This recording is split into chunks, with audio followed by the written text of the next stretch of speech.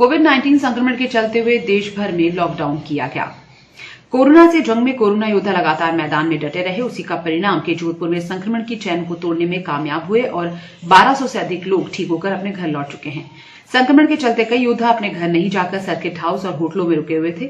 लंबे अंतराल के बाद इन योद्धाओं का कोरोना टेस्ट किया गया और नेगेटिव रिपोर्ट आने के बाद अब घर जा रहे हैं।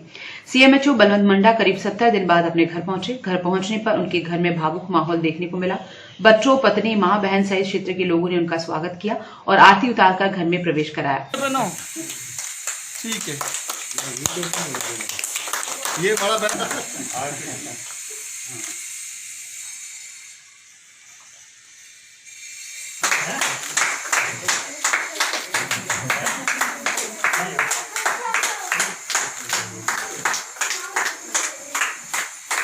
मंडा की पत्नी ने बताया कि हमारे 70 दिन बहुत मुश्किल भरे रहे।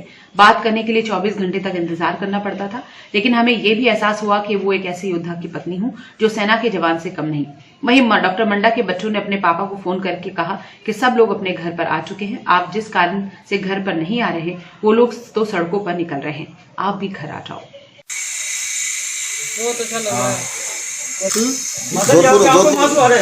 आंसू खुशी का आंसू है।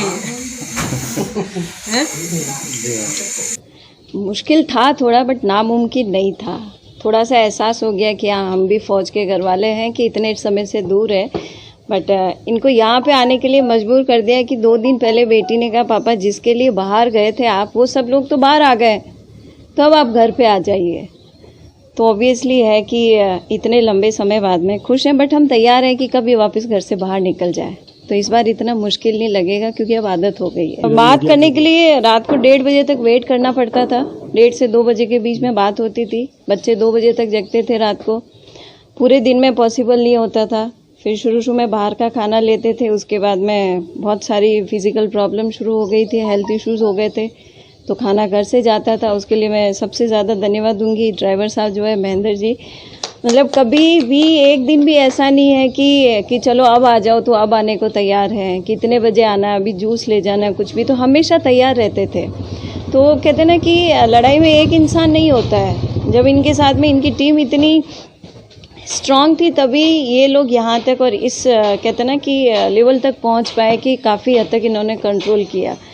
साथ सबका होता है, एक हाथ से ताली कभी नहीं बजती है। तो मैं जैसा कि डॉक्टर साहब ने अनुरोध किया है जोधपुर की जनता से, तो मेरा भी वही है कि इतने समय तक संयम बना के रखा तो थोड़ा सा और सही।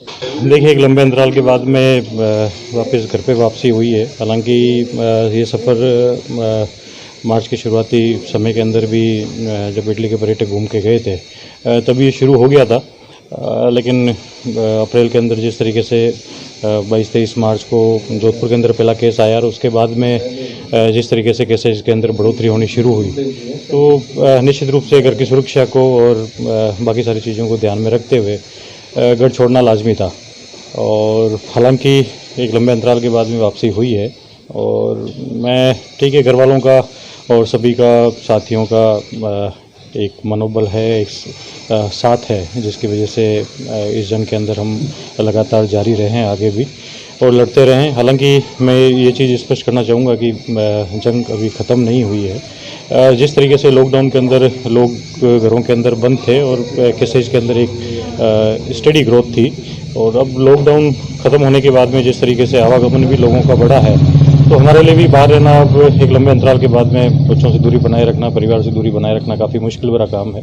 और जोधपुर की जनता से भी ये अपील है, बाकी सभी से भी ये अपील है कि हमें अब सावधानी रखने की ज़्यादा आवश्यकता है, क्योंकि हर व्यक्ति को काम के लिए भी बाहर जाना है, हर व्यक्ति को उसके बाद में अपने काम काज के लिए या दूसरी चीज़ों के लिए भी बाहर आवागमन करना पड़ेगा।